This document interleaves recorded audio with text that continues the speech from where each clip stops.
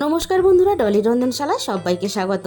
আর আজকে তোমাদের সাথে শেয়ার করব পেঁপের একটা ম্যাজিক রেসিপি। আর আমি এই রেসিপিটাকে কেন ম্যাজিক বলছি সেটা কিন্তু তোমরা রেসিপিটা শেষ পর্যন্ত দেখলেই বুঝতে পারবে। আমাদের প্রত্যেকের বাড়ির বাচ্চারা কিন্তু একেবারে সবজি খেতে চায় না, আর তার উপরে পেঁপে হলে তাহলে তো তাদের খিদেই চলে যায়। আর বুদ্ধি করে যদি পেঁপের এই রেসিপিটা বানিয়ে নাও তাহলে কিন্তু তারাও চেটেপুটে খেয়ে ফেলবে, আর বাড়ির সবাই খেয়ে কিন্তু তোমার বুদ্ধির তারিফ করবে। আর আমি এই রান্নার জন্য একটা এখানে মাঝারি সাইজের টাটকা পেঁপে নিয়ে নিয়েছি। পেঁপেটাকে আমি এবার কেটে নেব। আর পেঁপে তো আমাদের ছোট বড় সবাইয়ের কিন্তু খাওয়া উচিত। পেঁপের যেহেতু নিজস্ব কোনো স্বাদবন্ধ নেই, বাড়ির ছোটদের তো দূরের কথা, বাড়ির বড়দেরও অনেক সময় শুনলে মুখের ম্যাপটাই কিন্তু পুরো পাল্টে যায়। পেঁপের আমি বোটার দিকটা কেটে ঘষে ঘষে পেঁপের আঠাটাকে বের করে দিলাম। এবার আমি পেঁপের খোসাটাকে খুব ভালোভাবে ছাড়িয়ে নেব। খেয়াল রাখতে হবে পেঁপের গায়ে যেন খুব বেশি সবুজ ভাব না থাকে। পেঁপেটা আমি খুব ভালোভাবে ছাড়িয়ে নিয়েছি। পেঁপেটা এতটাই কচি যে পেঁপের ভিতরে কিন্তু দেখো একটাও দানা নেই। আর পেঁপের ভিতরে যে এই গুটিগুলো আছে এগুলো কিন্তু আমি খুব ভালোভাবে পরিষ্কার করে নেব। এর জন্যও কিন্তু অনেক সময় তিতকুটে ভাব চলে আসে রান্নার পরে। আমি একটা চামচের সাহায্যে খুব ভালোভাবে পেঁপের ভিতরটাকে পরিষ্কার করে নেব। মাঝখানটা আমি খুব ভালোভাবে পরিষ্কার করে নিয়েছি। এবার আমি পেঁপেটাকে কেটে নেব। আর পেঁপেটা আমি যেভাবে রান্নার জন্য কাটছি ঠিক এইভাবেই কাটতে হবে। আমি প্রথমে আড়াআড়িভাবে এইভাবে একটু পাতলা পাতলা করে কেটে নিয়েছি। এবার আমি মাঝখান থেকে এইভাবে লম্বা করে টুকরো করে পেঁপেটাকে কেটে নিলাম। আর এইভাবেই কিন্তু পেঁপেটাকে রান্নার জন্য কেটে নিতে হবে। পুরো পেঁপেটাই কিন্তু আমি একইভাবে কেটে নিয়েছি। আর এইভাবে যদি পেঁপে কেটে রান্না করো তাহলে কিন্তু রান্নার পরে একটুও বোঝা যাবে না তুমি পেঁপে দিয়ে এই রান্নাটা করেছো। আমি এই পেঁপের সাথেই এবার একটা আলু কেটে নেব। এখানে আমি একটা মাঝারি সাইজের আলু নিয়ে নিয়েছি। আলুটাকেও ঠিক একইভাবে লম্বা লম্বা করে কেটে নিলাম। আর পেঁপের থেকে আলুটা কিন্তু একটু মোটা করে কাটতে হবে। পেঁপে আর আলু আমি একসাথে খুব ভালোভাবে ধুয়ে পরিষ্কার করে নিয়েছি। আর এই রান্নাটা আমি কিভাবে করেছি সেটা কিন্তু জানতে হলে আমাদের গ্যাসের কাছে চলে যেতে হবে।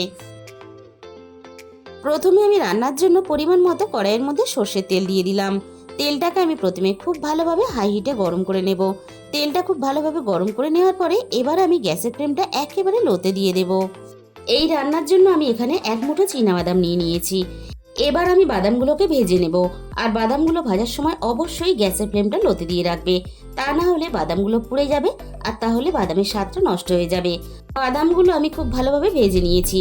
আর বাদামের যখন মাঝখানটা এইভাবে ফাটতে শুরু করবে তখন জানবে বাদামগুলো ভাজা হয়ে গেছে। সমস্ত বাদামগুলো আমি তেলে থেকে ছেঁকে তুলে নিলাম। ওই একই তেলের মধ্যে আমি ফোড়নে দিয়ে দিলাম অল্প একটু কালো জিরে, আর সাথেই দিয়ে দেবো দুটো শুকনো লঙ্কা।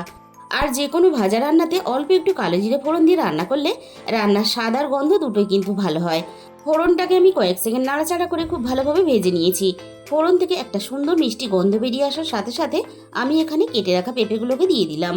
আর পেঁপে কিন্তু এই রান্নার জন্য একটুও ভাপানো যাবে না, তাহলে কিন্তু নাড়াচাড়া করে ভাজার সাথে সাথেই পেঁপেগুলো ভেঙে যাবে। ফোড়নের সাথে আমি পেঁপেটা মিনিট খানেকের মতো একটু নাড়াচাড়া করে ভেজে নিলাম। এবার আমি পেঁপের মধ্যে দিয়ে দেবো রান্নার স্বাদ মতো লবণ। আবারও আমি পেঁপেটাকে মিনিট খানেকের মতো একটু নাড়াচাড়া করে ভেজে নেব। এতে পেঁপেটা বেশ অনেকটা নরম হয়ে আসবে। আর পেঁপে যাতে আরও ভালোভাবে একটু নরম হয়ে যায় তার জন্য আমি এখানে মিনিট দুয়েকের মতো ঢাকা দিয়ে দিলাম। ঠিক 2 মিনিট পরে আমি কড়াই থেকে ঢাকাটাকে সরিয়ে নিলাম। এবার আমি পেঁপেটাকে আরও একটু নাড়াচাড়া করে ভেজে নেব, পেঁপের গায়ে সুন্দর একটা কালার চলে আসা পর্যন্ত। পেঁপের গায়ে দেখো একটা সুন্দর কিন্তু সোনালী কালার চলে এসেছে। এর থেকে আমি আর পেঁপে বেশি ভাজবো না। আর দেখো খুন্তি দিয়ে একটু পেঁপেতে চাপ দিলেই পেঁপেটা কিন্তু ভেঙে যাচ্ছে। ঠিক এইভাবে কিন্তু পেঁপেটাকে প্রথমে ভেজে নিতে হবে। এবার আমি কেটে রাখা আলুগুলোকে দিয়ে দিলাম। এবার আমি আলুর সাথে অল্প একটু হলুদের গুঁড়ো দিয়ে দিলাম। এবার আমি হলুদের গুঁড়োটা আলু আর পেঁপের সাথে নাড়াচাড়া করে খুব ভালোভাবে মিশিয়ে দিয়ে পেঁপে আর আলু একসাথে আমি এভাবে ভাজতে থাকবো। মিনিট 5-এর মতো আমি পেঁপে আর আলু একসাথে নাড়াচাড়া করে খুব ভালোভাবে ভেজে নিয়েছি। এবার আমি দেখে নেব আলুগুলো খুব ভালোভাবে সিদ্ধ হয়েছে কিনা। আলু দেখো খুব ভালোভাবে সিদ্ধ হয়ে গেছে, আর সাথে কিন্তু পেঁপেগুলো খুব ভালোভাবে সিদ্ধ হয়ে গেছে। এবার আমি রান্নার মধ্যে ভেজে রাখা বাদামগুলোকে দিয়ে দেব। আর এই আলু আর বাদামের লোভেই কিন্তু বাচ্চারা একেবারে চেটেপুটে খেয়ে ফেলবে, আর তার সাথে বাড়ির বড়রাও কিন্তু খেয়ে তোমার বুদ্ধির তারিফ করবে।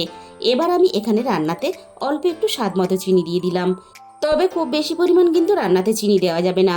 পেঁপেতে অল্প একটু চিনি না দিলে যেমন পেঁপের স্বাদ আসবে না, আবার খুব বেশি পরিমাণ চিনি দিলে তাহলে আলু ভাজাগুলো বেশি মিষ্টি হয়ে যাবে, তাহলে আবার খেতে ভালো লাগবে না। সেরকম হিসাব করেই কিন্তু রান্নাতে চিনিটা ব্যবহার করতে হবে। অল্প আমি এবার এখানে দিয়ে দিলাম ঝাল লঙ্কার গুঁড়ো, আর সাথে আমি দিয়ে দিলাম অল্প একটু জিরে গুঁড়ো। এবার আমি এখানে দিয়ে দেব চায়ের বড় চামচের 1 চামচ পরিমাণ পোস্ত। এবার আমি সবকিছু আবারও মিনিট খানেকের মতো নাড়াচাড়া করে সবকিছু একসাথে খুব ভালোভাবে ভেজে নেব। আর এইভাবে পেঁপে রান্না করলে গরম গরম ডাল ভাতের সাথে যেমন খেতে পারবে, তেমনই কিন্তু গরম গরম রুটি বা পরোটার সাথেও খেতে পারবে। একদিন হলেও তোমরা এই রেসিপিটা বাড়িতে অবশ্যই ট্রাই করে দেখতে পারো। আমি কিন্তু তোমাদের গ্যারান্টি দিলাম খেতে খুবই ভালো লাগবে। আর রান্নাটা দেখে তোমরা কিন্তু বুঝতেই পারছো, দেখে কিন্তু বোঝার উপায় নেই যে তুমি এই রান্নাতে পেঁপে দিয়েছো। তাহলে বন্ধুরা, আজকের এই রেসিপিটা ভালো লাগলে ভিডিওতে একটা লাইক করে দিও, আর নিজেদের বন্ধুদের মধ্যে শেয়ার করে দিও। আর যে সমস্ত নতুন বন্ধুরা এখনো পর্যন্ত আমার চ্যানেলটাকে সাবস্ক্রাইব করনি, এরকম নতুন নতুন রেসিপি পেতে আমার চ্যানেলটাকে সাবস্ক্রাইব করে পাশে থাকা বেল আইকনটা ক্লিক করে অল করে দিও। তাহলে আমি যখনই কোনো নতুন রেসিপি আপলোড করব, সবার আগে তোমার কাছে পৌঁছে যাবে। আর তোমাদের মূল্যবান সময় দিয়ে আমার এই রেসিপিটা শেষ পর্যন্ত দেখার জন্য তোমাদের সবাইকে অসংখ্য ধন্যবাদ। আর তার সাথে সাথে বলি, পরিবারের সবার সাথে দুর্গাপুজোর প্রচুর প্রচুর আনন্দ করো। আজকে তাহলে এই পর্যন্ত।